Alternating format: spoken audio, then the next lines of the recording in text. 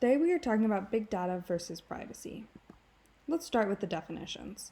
Per the textbook, big data is a popular term referring to the extent to which vast information, often about individual consumers, is captured and used by various organizations to better understand and predict behavior.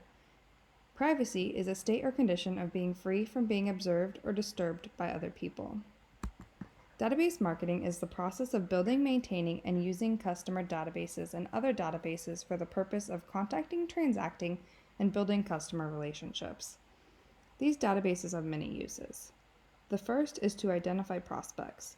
This happens through the database tracking people who have visited a website but did not actually make a purchase, and then direct marketing efforts towards those people. Next, they are used to decide which customers receive offers. For example, if a customer routinely buys a product, they would be a great target to send a coupon on that product to draw them back to your store. Another use is to deepen customer loyalty.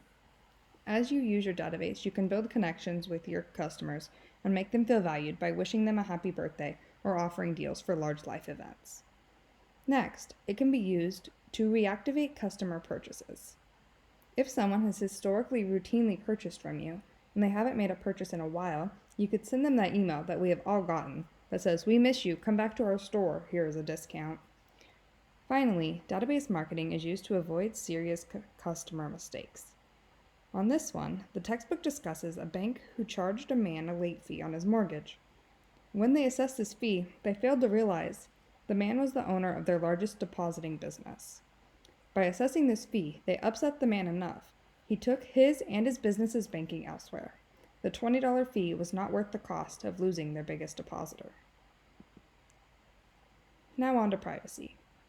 As a society, we value privacy, but we willingly post our lives all over social media for the world to see.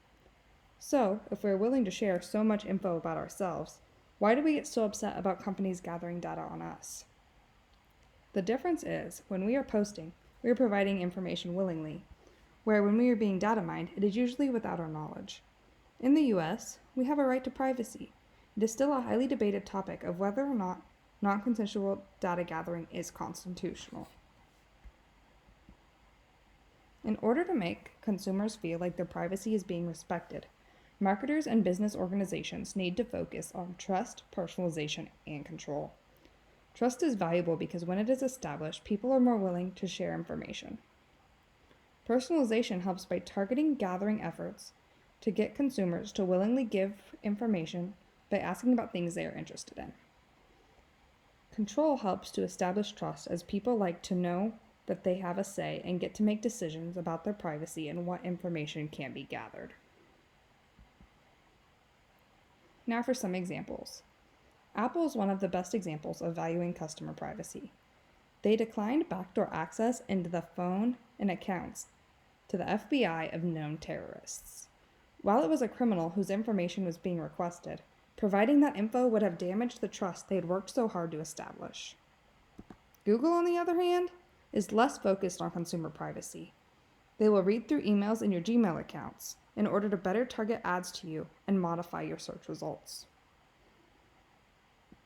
Now let's talk about gathering info and respecting privacy. There are ways to successfully do both. The article I chose presented 4 main ways. Number 1, tell consumers you are protecting their privacy. 2, don't tell them about what your competitors are doing wrong in regards to privacy. 3, let them know you are gathering info. And 4, give them a choice of what info you can gather. An example of this is the cookie banner that pops up on websites that makes us acknowledge that they are gathering our data.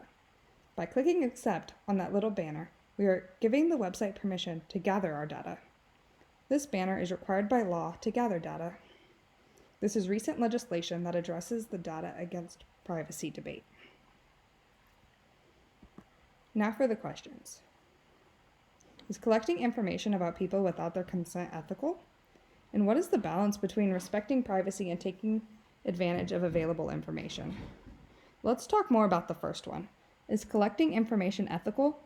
Through my research, I think that gathering data is ethical as long as you are gathering information for your own business use and you are informing the consumer that you are gathering data. However, I feel that it is unethical to gather data for the purpose of selling it to other companies. What are your thoughts on the ethics of data gathering? I look forward to reading your comments this week. These are my references, and thanks for watching.